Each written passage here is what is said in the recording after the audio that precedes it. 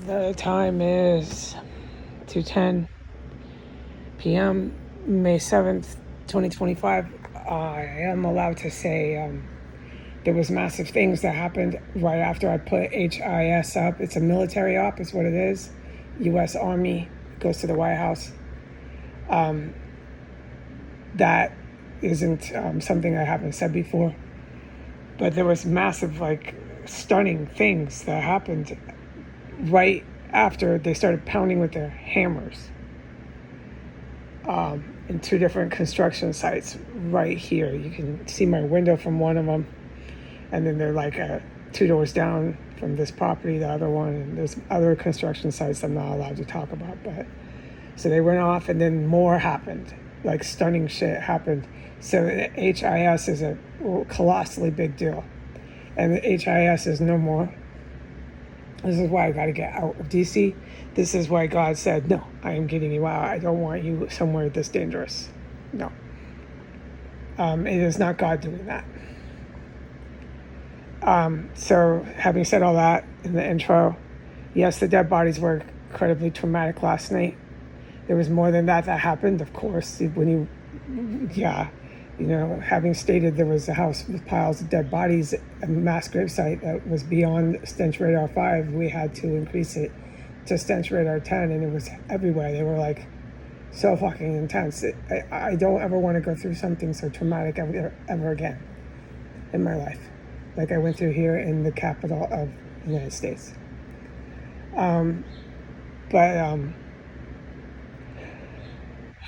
So there was all this other things that were going on, like today, just now, that I can't talk about. I just can't discuss it.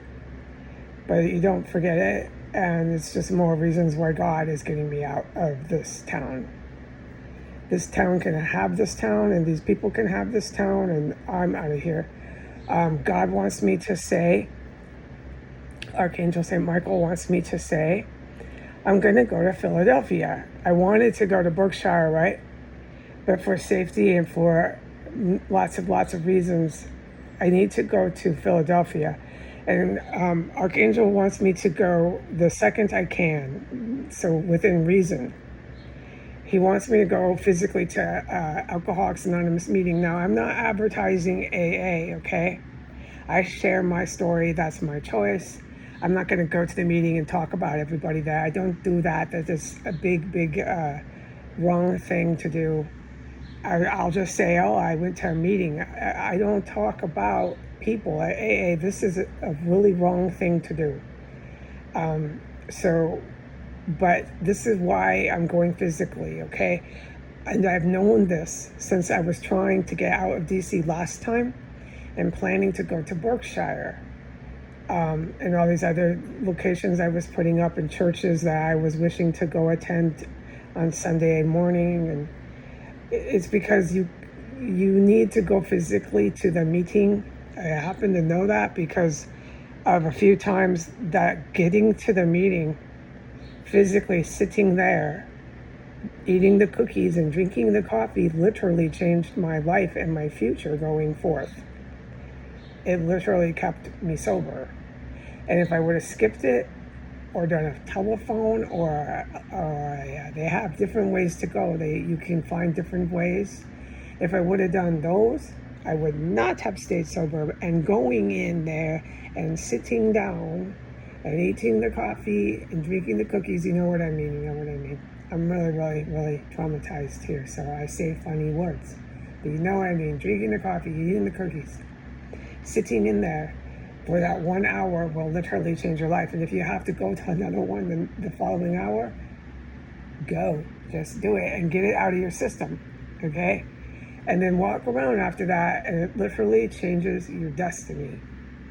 I mean, I can keep saying the same thing because it's like so incredible how a stupid freaking support group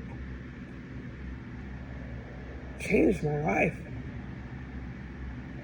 It wasn't the only thing I did. I went to alcohol counseling. I went to outpatient. I mean, I really worked at it. Oh, it was so hard too at first. This was, I forget, I'm like, 12 years, 11 years? So I forget. I will remember. I forget everything right now. I forget everything right now. But I'm way, way beyond 10 years. I know that. I'm going for the gold now in sobriety. But I have the rest of my life to keep doing this because there's people who have 25 years. They have a lot of time, and then they go back out, and it's so sad to see that they went back out, and you're like, how did that person go back out? They had decades of sobriety. What happened?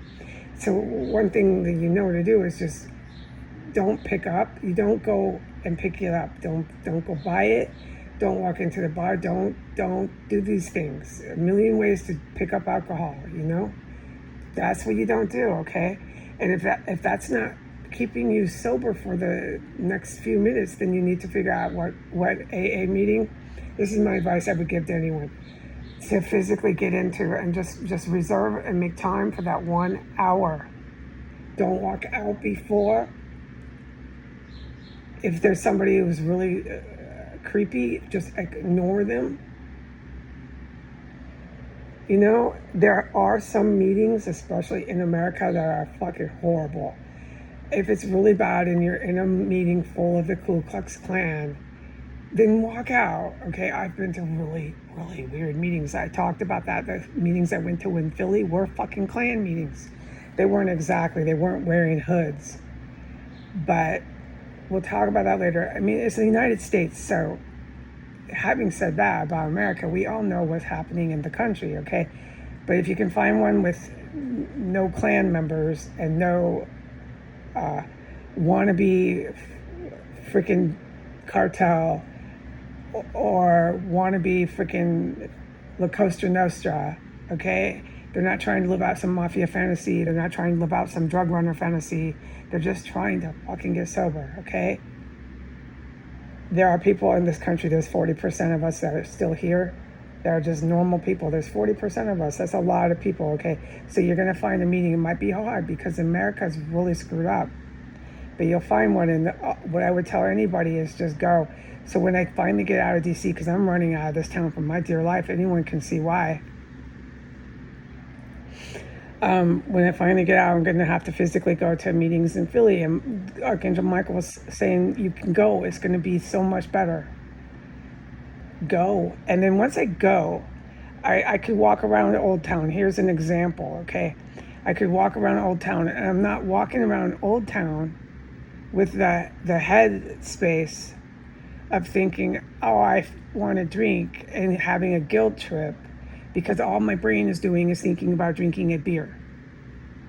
And I know I'm sober, and I'm giving myself a guilt trip for that. Why don't you not do that? Why don't you go to a meeting, admit you're an alcoholic, admit that you're still in recovery and that you still have alcoholism? Just go admit it again, okay? Just go back to the meeting and admit it all over again. Do step 1 all over again, okay? Get over it. And then leave the meeting and then walk back down to Old Town. And guess what? You're not thinking about a beer, no. You're thinking now like a normal person. You're walking around Old Town now like a normal person, like everybody else who doesn't have alcoholism. And you're looking at Old Town going, oh, this is so cool. Look at these buildings. Oh, look, let's take a picture, honey. Oh, look at this, honey. This is cool. Look at this. It's from George Washington, honey. You're looking at it like a normal person. You're not looking at it like an alcoholic thinking, I need a beer. Because people who have alcoholism have a problem with drinking. And they go to places like Old Town, and they have these really romantic, cool pubs there. And people who have alcoholism don't see anything but the pubs. And if you can just get your ass to a meeting, it's a whole different vision of Old Town. Suddenly you're a normal person. You're not even paying attention to the pub. You're just not even in your mind. And so I need to get back to that because of the traumatic events I've been through in the capital here.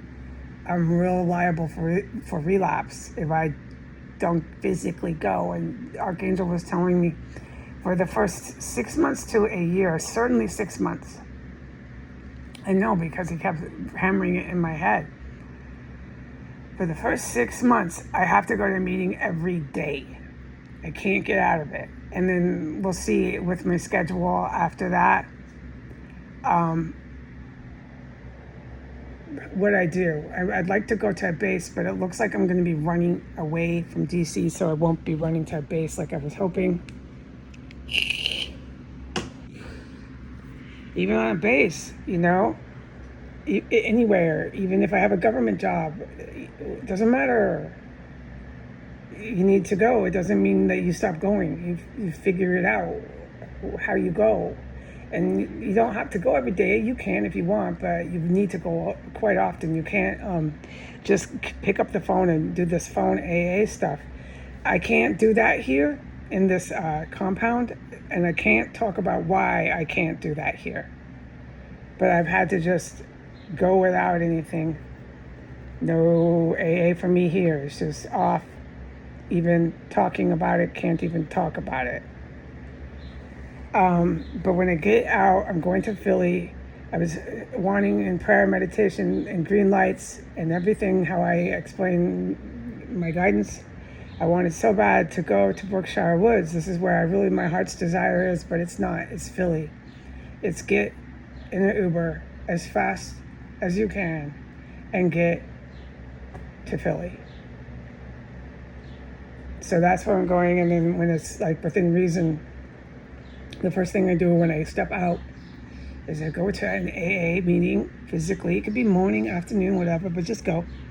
And so considering I have a lot of sobriety time, I don't believe I'll be walking around Old Town thinking, oh, look at the pubs. Oh, look at this pub. Oh, look at that pub. Because that's how my brain works until I get the AA meeting. I do that support group. And then I'm like, I'm normal again. I'm just like everyone else. Now, it took me years to get normal. I'm never going to be really normal. But I don't, after so many years, I don't walk around thinking about pubs. The obsession, they call it an obsession to drink. That did and has been lifted. But that's where it gets tricky, because you think when you have sobriety time, my obsession is gone, I'm better. No, I'm not fucking better. I'm so liable to relapse as soon as I fucking leave this town. After all the hell I went through. Oh, forget about it, dude. Especially if I'm in Philly by myself. Before I go to that base. At some point, I go to that base. We all know that. But I have to get out of here fast, dude. When God brings me my way to get out, there's no time to waste. This is too motherfucking dangerous. These people are fucking deadly in this city. What is this? HIS, hospital networks, police, feds, fucking drug cartel, all these dirty lawyers, all these dead fucking bodies all over this house. What else, man? The IEDs, the combat, what else? There's so much else. These mufflers always casing, roaring and roaring, sirens. There's massive more other things just in this compound. Oh my fucking goodness, the cannibalism. All I fucking witnessed was these people frying people up and eating them. I saw that woman before she died carrying around human organs on a paper towel. No, I'm not going to go to AA and talk about that, no. I'll go to AA and I'll say I just got out of combat. Everybody knows I got out of combat. And they'll go, oh God, so glad she's here. That's what they'll all say in their heads. Oh God, I'm so glad she's here. Because that's all you have to say is open your mouth and say, hi, my name's Heidi. I just got out of combat. I haven't been in a meeting for a while. I'm really glad I'm here. Everybody else in there will be thinking the same fucking thing, okay? They'll be thinking she's really vulnerable. She's not really probably admitting it right now. But I did. I admitted it enough to get my ass in a meeting, okay? So then if I do go to Philly, God, I hope I do, okay? That's where I'm going if I do get out of here and there's no major strikes. What I'm trying to say is if they don't take strikes out on DC while I'm trapped in this fucking house, being stalked and hunted by police officers, if they don't take military strikes out, that's where I go. I catch an Uber. It's really easy. It's an easy run. It's safe, too. You're just going right up, bam, Philadelphia. I could fly there, in terms of speech. And I just give myself and my cats, we're here, and then we're there. And it's like a wholly different situation when I'm out of this city. I could go to AA. The good guys know I got to go every day. They don't want me drunk, so they're on board. And I don't want to get drunk. That would really upset everybody. I know that. So don't worry about it. And then, maybe hopefully I can do a little bit of sightseeing Just walk a little bit around Old Town. It's really beautiful and really wonderful there. And I won't have this obsession with pubs. No, I'll be looking at it like, oh, wow, look at that building. It's so old. How cool. Enjoying it for what it is, you know. There's some parts of Philly I would like to just go into. I think, you know, I will be safe to do that. I'd love to go to Macy's in Philly and walk around. Macy's is a really old shopping building there. It goes to some other, like Woolworths or some other building. It's a historic building. I love that stuff. So you might see me there just kind of drinking a latte, maybe getting some socks and some women's underwear. I really got to get these things. So I don't know what's on the table as far as where I'm going to be physically in motion walking around. But I say one thing, I know I'll be going to physically to the meetings there. I'm really glad about that. I'm so grateful to God, because that's God. God does not want me somewhere so fucking dangerous with criminal terrorist police officers trying to run my name in and out of some HIS thing. Oh my fucking God, with bodies reeking the house up, and then they're back the next day and trying to cuff me when they're the ones in this fucking murder charges. I know, that's why, because I'm a direct witness. Every kind of witness you can be, I'm it. I know, okay? So that's why Archangel said, please don't drive all the way to the woods, to this vacation destination, all the way in Massachusetts. Please, please, please just go to Philly. Your job is to get out of town. It's not to go see Shakespeare at the park. I want to, though. This is where my heart wants to be, is in Berkshire Woods. But I'm not going to be ungrateful, because I'm going to be so glad to get out of this town, okay, where there's no more really dangerous cops. No. And I'll be a lot better. I can physically go to AA. This is a 5,000% improvement. It went from not even being able to talk about AA meetings, because I can't even discuss it here, to going physically in. And so all I got to do is go once a day, pick one, any time of day, go every day. And my job is 6 months, every day. And then after that, I can check in and see, do I have to go every day anymore? Where am I at? Where am I at? Am I still at a lot of risk here because of the traumatic events that I survived? Where am I at? That's when I'll take a good check. But I'm not going to check until then. My job is every day, 6 months. There's no checking before that. After 6 months, go ahead and see. Maybe I can go every other day. But for a year, which is what Archangel said, you really, really got to be careful. I can cook with the wine. It's okay. Because there's some things I refuse to do. I don't want to upset other people in AA. They might disagree with that. I cook with wine. I don't drink it. I'm a big time Italian chef. I'm very proud of that. I worked my butt off for that. So you can't be telling me I can't work with white wine. It's a big dramatic reaction you'll get from me. I need my white wine for like everything I make. Or my red Chianti or my red Merlot. You're robbing me of everything I cook if you take my wine away from me. I don't drink it. So this will go on and on for me. You'll hear this about how I have to cook with my wines. And that was a problem before, because some people in AA were like, no, you can't cook with wine. They're very, very strict. So I don't want to come into this conflict again with some people at AA. I'll be gracious about it, but I'm not cooking with wine, okay? But since I'm not budging on that, I have to be really careful. Okay, because for a year after what I survived in Washington, D.C., for an entire year, being a recovering alcoholic, I better be focused on my AA, not so much my cooking with wine. It's not that I'm trying to relapse. No, I don't think it's a subconscious relapse and I'm trying to get that wine in my house. Absolutely not, no. I think I'm really, really wanting to cook some really wonderful dishes, and I'm fucking able to. I'm an incredible chef. I know I am, and I'm proud to say it, if there's some things I achieved in life. But I need to not be be doing that. I need to, my first thing I do when I get to Philly, God willing, I get there soon. I'm not going out to the grocery store buying recipes and getting my little white wine and getting my little red wine. And no, the only thing I'm physically doing is going to the AA. And then after that, I'm going to pray. And Jesus will probably say, no, you're not going to cook with any wine. You're not going to make any Irish stews with any Guinness beer. No. He'll probably say no. He'll probably say, make some Southern food. You want to cook, make some Southern food.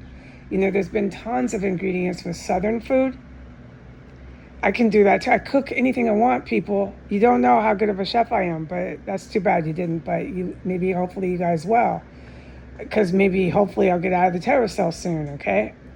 I'm focused on Southern food. There's so many Southern foods, like the stuff I keep putting up, the etouffee. I don't speak French very well, but I will eventually speak better French.